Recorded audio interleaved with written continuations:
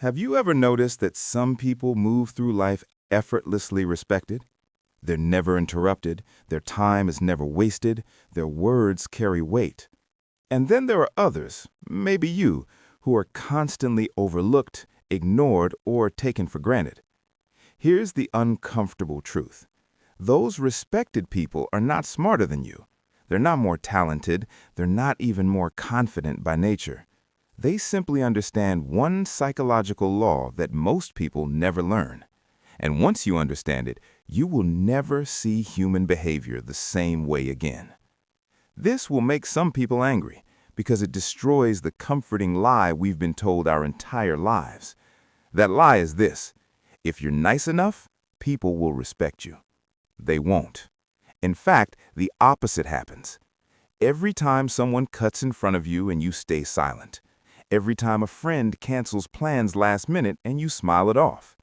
Every time someone takes credit for your work and you let it slide. You are not being kind.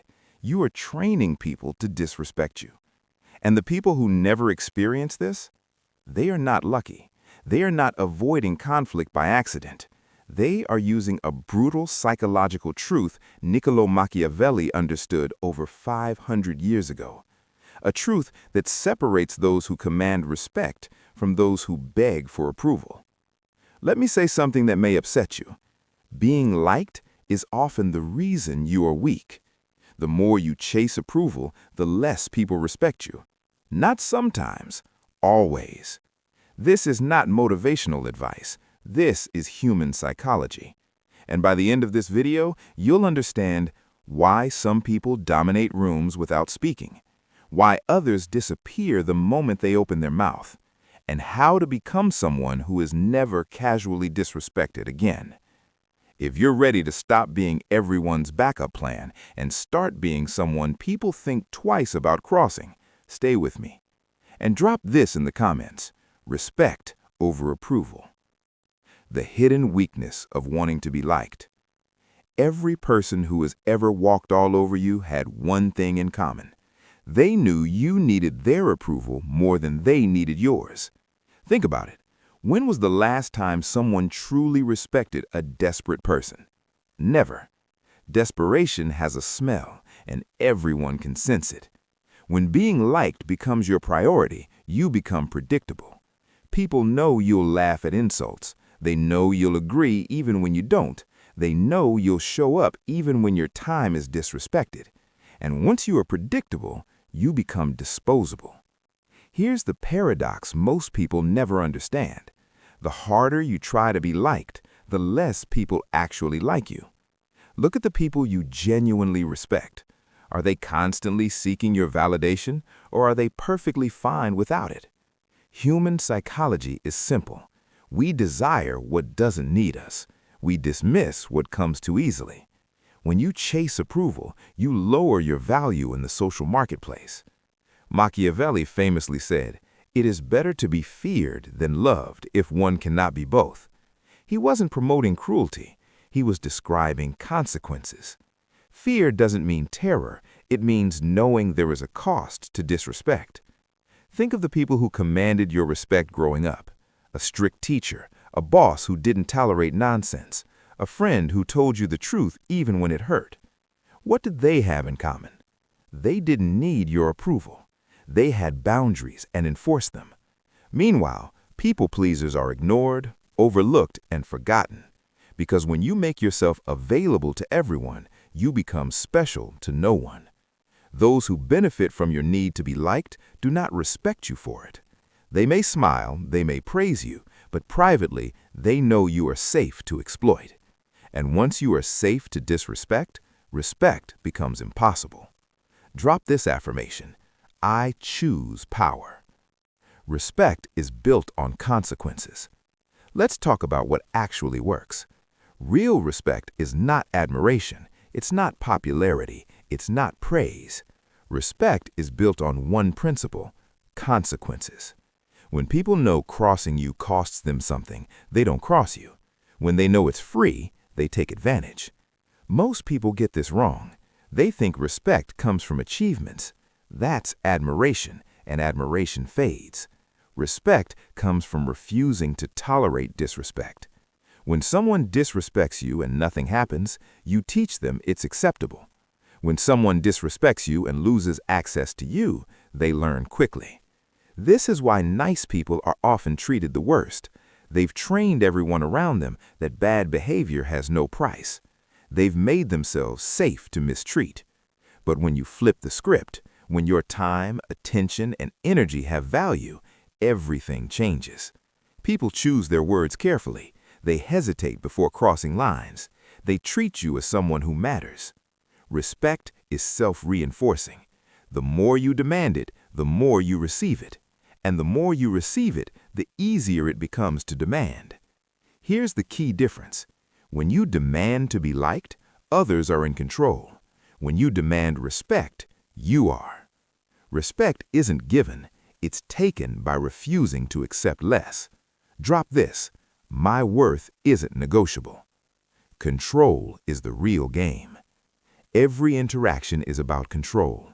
Who controls the frame? Who sets the terms? Who decides what is acceptable?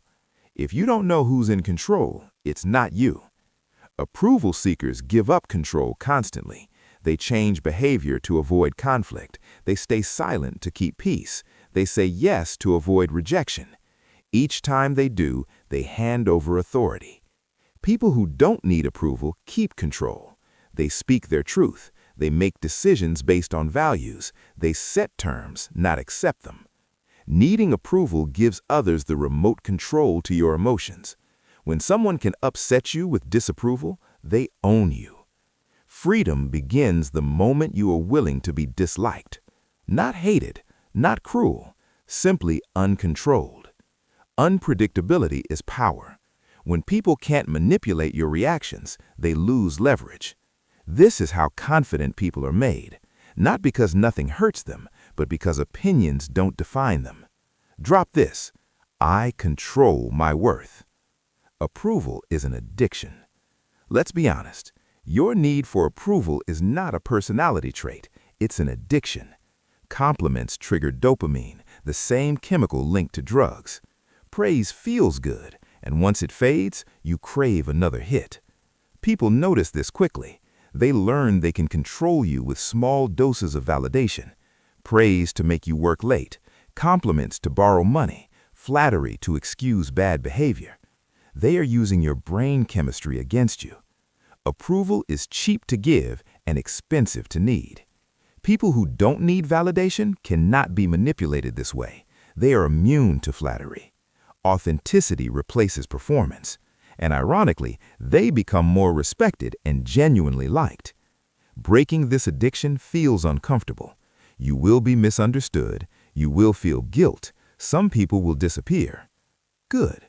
Those relationships were transactional. Drop this: my validation comes from within. Machiavellian rules to command respect. Rule 1. Speak less, act more. Explanations weaken authority. Actions establish it. Rule 2. Never chase approval. Indifference is magnetic. Rule 3. Stay calm under attack. Emotional reactions give power away. Rule 4. Be unpredictable. Predictability invites manipulation. Rule 5. Enforce boundaries silently and swiftly. Consequences teach faster than words. Rule 6. Use scarcity strategically.